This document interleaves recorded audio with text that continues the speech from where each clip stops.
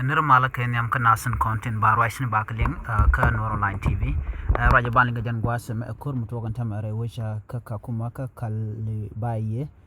gwas me shibar kan dur ko kien chikan nuar chikan ka maktin ban raj me ban jelinga gwa de jelinga no jin nyak nasan ko kien ka gor no be subscribe ko bitin kon lat ko rudian tam re nuari biken kula mala shub kaji en mo ko linga jan gwas me shala do nena shala do cha nuari cha ka kapkur jen ban shuling onen en wala e shanga jandang diok ka pai bakel ron kina dara wudi jandang ro wan jen shanga danan lin kon raje me ka jen tuk tiang amene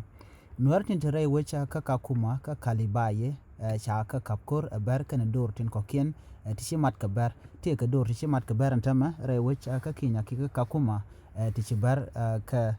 moch ka yo ki tichikan ka jur ne dia la konti la chur ka do to gol chicken ngam ka yoko bikan nuari bikan kama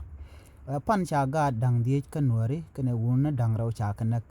gwas mi cha mal cha jalaten chala do mal cha jatan ke cha mal cha jalat kam ber kan nuari ka kor gwas edan e cha ber cha ka joj chika wo re gwan meti police ni Kenya tiketen an gwas mi cha mal cha jalado lo cha mal cha gwa ka kore mi nuar chu jien ko chi mala ma che ben chi ber chi lo jien chi kan nuar chi kan ga ben mak chi kan ga dang die chi kan ga nak ro dan chalat ke je kene wunu nuar dang raw ka cha mala ma cha jalat en tam mi nuar chi kan jien ko mo kan baro kan ga gor ko de go nyin ka ber chi UNHCR ke UN ni de kontin gang ke kem chi kan ba chi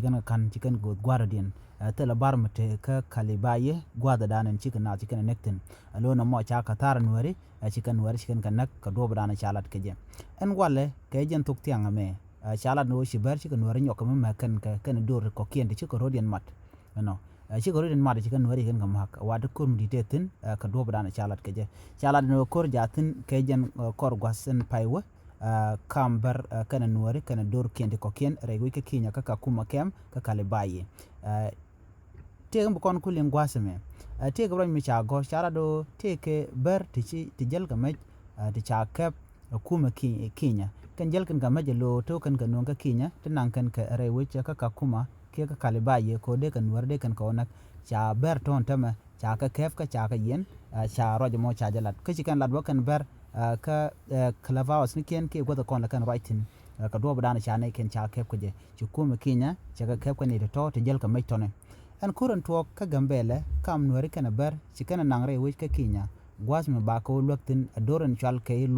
lo beri kane kien ka kuji mo chikan lo chikan widien dikana yar ko ikane naka ke nuari ka kan nuar panken kan ber antama chibar chikan ko mi ngana kabre wi kinya gwada nan ba ko loktin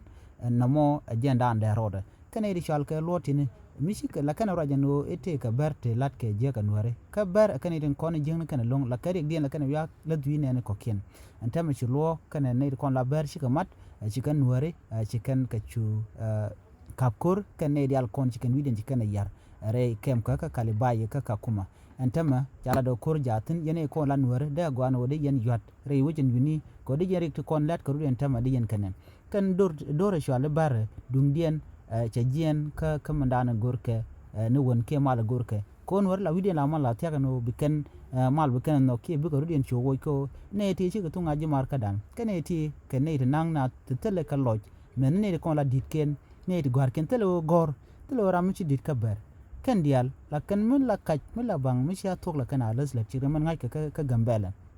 antama ri ko ma jatin antama ci kor ci nyoko jien ka gambela ci wa ka kuma kem ke kalibaye gwada dana ci rude no mat ka dur ko kinten ko ken atikan ka kem kan ber kalibaye kem dien ken di content la ber ki anyak ne to tin tin ka kem mo ken di content jien ka Ethiopia te jien Ethiopia ke gambela ci ko mo ka kem wini nyan gwada dan la ken kor mi ci to ka gambela millet ken la kana wiya gam tongomi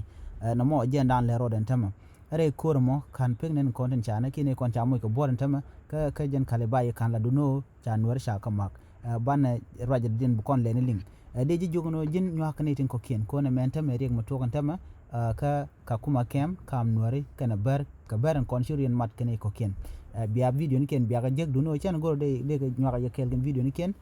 ko la kalu ke YouTube ne me ejele dan yelinga jan gwasme kan ray dan ci kan lat kan gat kono konto tongo mi en biata kamat nyo ene ko ken bye bye